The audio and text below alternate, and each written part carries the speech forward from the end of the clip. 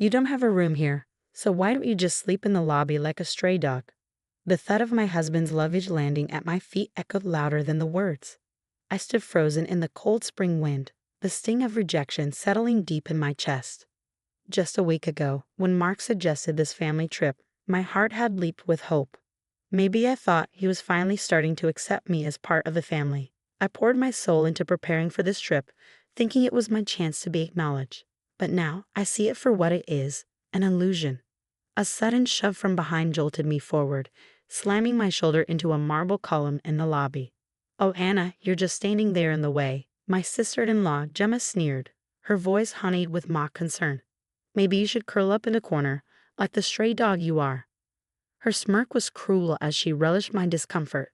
Behind her, I saw Mark carefully carrying Gemma's luggage, not even sparing me a glance. "Move to the far corner of the lobby," he said coldly. "Your presence only embarrasses us." With that, he walked away, shoulder to shoulder with his sister, their laughter echoing as they disappeared into the elevator. "Isn't this better than being outside in the cold?" My mother-in-law Heather chimed in, her voice sharp with derision. "Compared to being homeless, the lobby is a luxury." She sauntered past me, her laughter grating and unkind.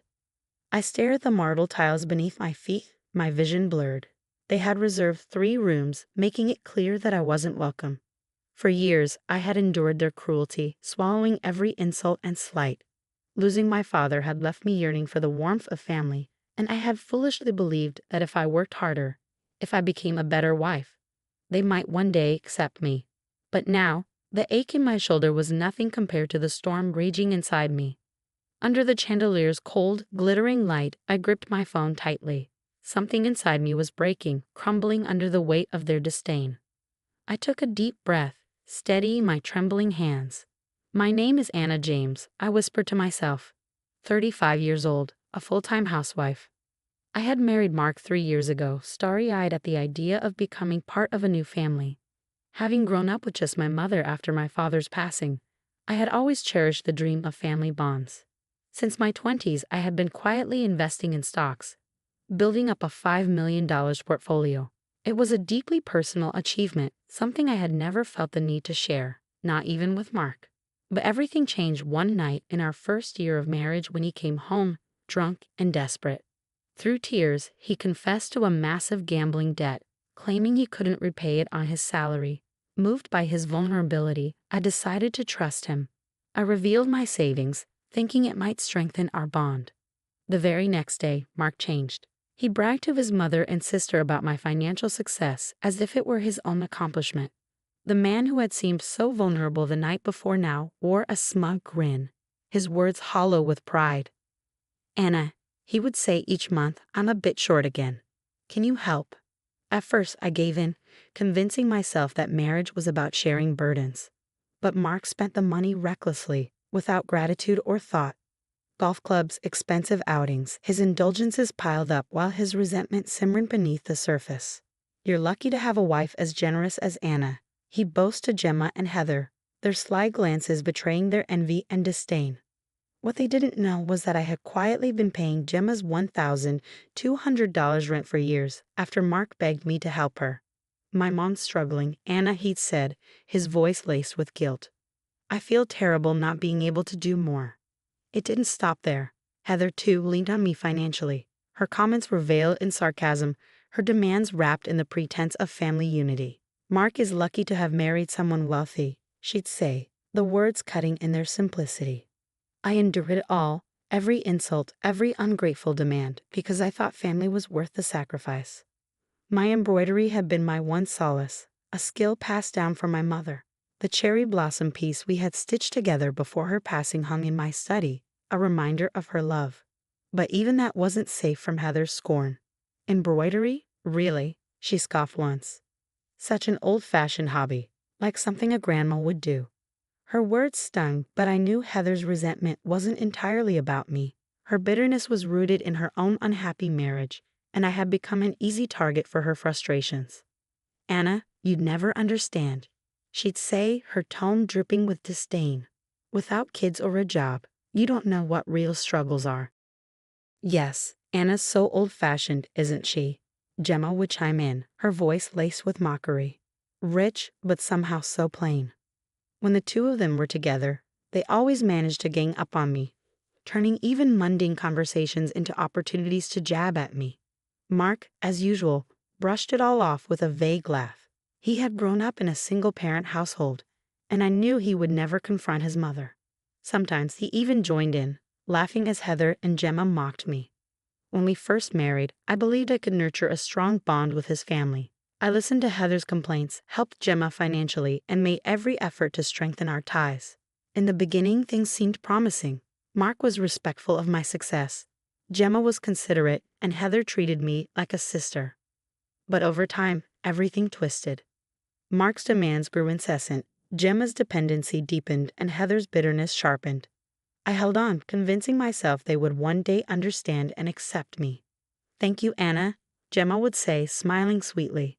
"I'll make sure to pay this month's rent by tomorrow." But the money never came from her account.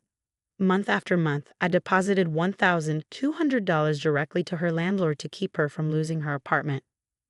"Mom, are you sure you've handled the rent?" I overheard Mark asking Heather once. "Oh, I'm managing just fine," she replied breezily. "I never want my son to worry about me."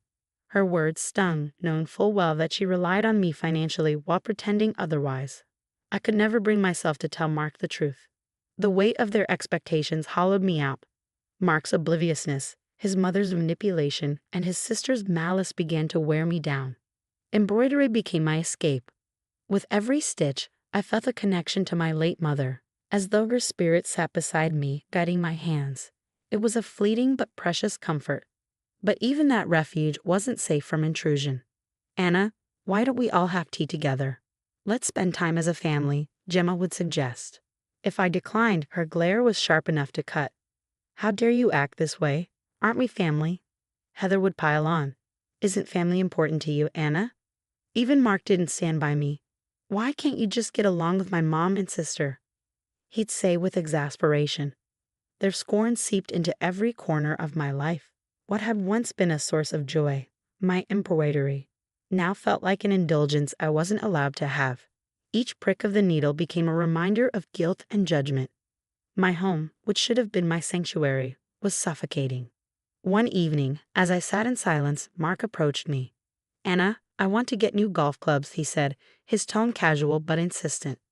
When I hesitated, his expression darkened. "Oh, I get it.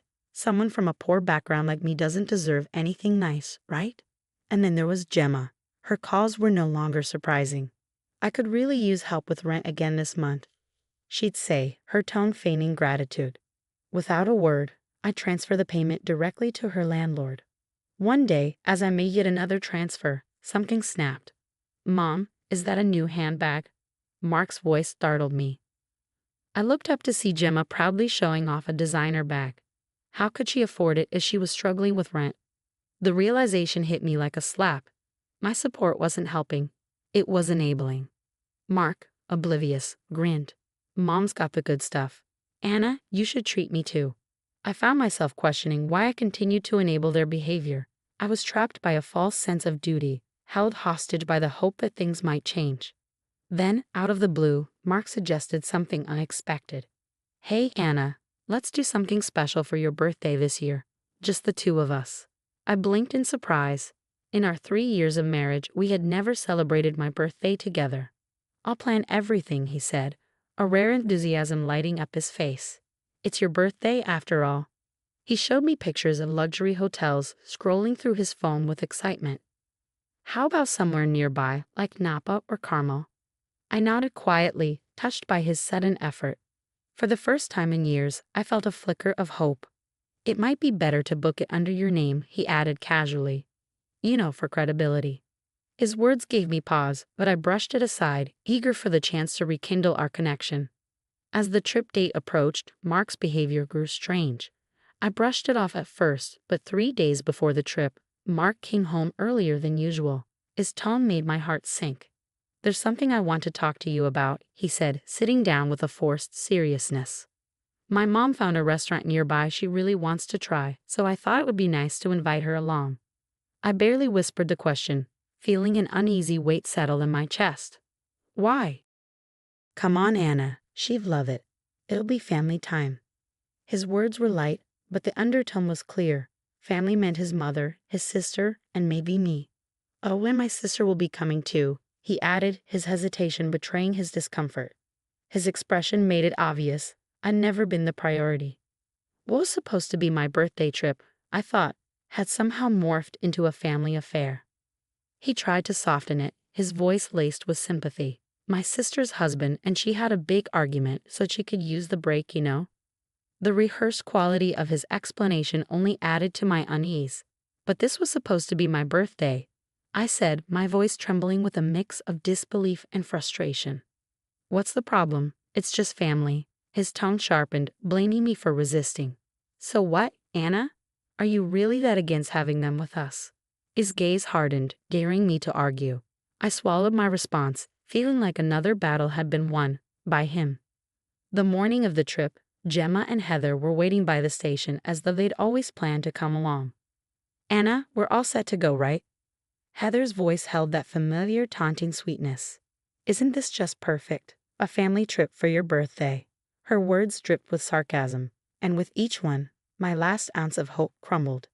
3 years of marriage, all my sacrifices, all my hope for a meaningful connection, and this was how it ended up. Waiting quietly on the platform, I closed my eyes, feeling the faint breeze on my cheek. Oh, Mark, I'd love one of those nice lunches. Heather's voice pierced through the quiet deliberately loud. She looped her arm through Mark's, ignoring me completely. Sure, Mom, I'll pay, Mark said, already focused on them. He held out his hand to me without so much as a glance. I handed over my wallet, feeling the sting of his disregard. I'll have the shrimp stir-fry, just like Mark's order, Heather said with a self-satisfied look as she placed her order. Same for me. Nothing like family enjoying the same thing, huh? Gemma and Heather exchanged smug grins, leaving me on the outside of what was supposed to be my special day. On a train, Mark sat between his mother and sister, with me relegated to a separate seat across the aisle. So, Mark, last night was awful. My husband, well, you know how he is, Gemma complained, her voice cutting through the air. I sat quietly, the weight of their words pressing down on me. And Anna, without kids or a career, you wouldn't understand what I go through. True. Anna's got it easy, doesn't she? They both laughed, and Mark gave a small chuckle, as though it was all harmless. By the time we reached the hotel, they had shattered any illusion of a warm birthday celebration. Hello, Mr. James, your reservation includes 2 rooms, the receptionist said. Mark turned to me, a smug smile curling on his lips. Oh, Anna, I only booked 2 rooms.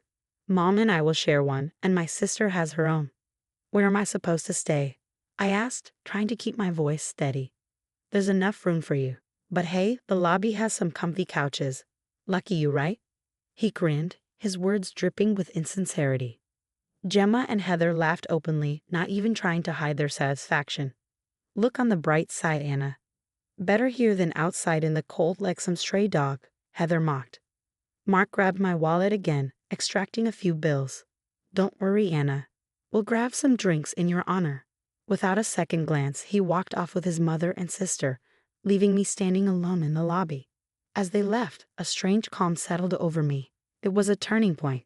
I took out my phone and sent a quick message to a contact. Is there anything we can help with, Miss James? Yes, actually, I responded, a faint smile tugging at my lips. I spoke to the owner, and he assured me I'd be well accommodated. The hotel staff's demeanor changed instantly, recognizing the hotel owner's name. We're terribly sorry, Miss James. Let me alert the manager immediately. I watched as they scrambled to assist me, finally feeling a hint of satisfaction as they upgraded me to the presidential suite. A private dinner was arranged, and I was treated like the only guest that mattered. By the time Mark and his family realized where I was already enjoying a gourmet meal alone in quiet luxury. Mark sent panicked texts, but I ignored them. His growing frustration added to my quiet triumph. For once, I enjoyed my birthday free from their scrutiny, knowing this was the beginning of my freedom. The next morning, I left the hotel as quietly as I had arrived, having settled everything on Mark's credit card. It was time to take my life back, leaving them to deal with their own pettiness. The staff's polite smiles as I departed made me feel more supported than my own family ever had. On the train back, I turned off my phone, not wanting to be disturbed by the inevitable frenzy awaiting them at the hotel. A few hours later, Mark and his family were in a panic. "This has to be a mistake. Just wait a minute." Mark's face went pale as the front desk explained the charges. His realization dawned. His card had maxed out. What kind of woman would do this to her husband? Heather screeched. "She's just shameless. How could she leave us here with this bill?" The hotel staff calmly informed them that they'd be allowed to settle the bill later, a courtesy thanks to my connections. But they had no idea how badly this would impact their social standing. When I returned home, the house was silent. But for the first time in years, I felt at peace. I opened the curtains to let in the fresh spring sunlight and sat down, breathing deeply, feeling a sense of relief. An hour later, the front door slammed open, followed by Mark's furious voice. "Anna, what the hell were you thinking?" he demanded, his anger palpable. His mother's high-pitched voice joined in, followed by Gemma's sneering remarks. They raised their voices, trying to humiliate me into submission. I watched them silently, my expression unreadable. "Why don't we continue this discussion outside?" I suggested calmly, catching them off guard. "You wouldn't want the neighbors to hear, would you?" They paused, realizing the implications of what I'd said. I walked them out, finally ready to confront everything they'd hidden for so long. "By the way," I said, my voice steady, "here's the truth about the support I've given your mother these past years." Mark's expression shifted as I explained how I'd quietly covered Heather's rent for 3 years. "That arrangement is over." Heather's face went pale, her earlier arrogance replaced by desperation. "But Anna, please, you can't just stop like this," she pleaded. "I can, and I already have," I replied coolly. I informed Gemma that her petty posts about me had been well documented and were now shared with her husband, who was already filing for divorce. One by one, they began to understand the weight of their actions and how their dependency on me had led them to this point. A few weeks later, Mark came by to collect the rest of his things. I wore a simple black dress, knowing this was our last goodbye. "Can't we start over?" he asked, his voice pleading. "You spent years treating me like a monster wife." I stepped closer, my voice calm. "Well, I hope you enjoyed it. There's no need for me to act like the villain anymore. This is the end." A few days later, I received a package. Inside was one of my cherished embroidery pieces, carefully wrapped with a note. "From Mark's niece. Apologies." It was a small but powerful reminder that kindness and understanding didn't come from status or force, but from genuine connection. My embroidery classes began shortly after. I poured myself into teaching, sharing what my mother had taught me. Each time I worked, I felt that deep connection to her spirit. I had finally found my peace, not by forcing anyone to be family, but by building my own circle of support and joy, just as my mother would have wanted.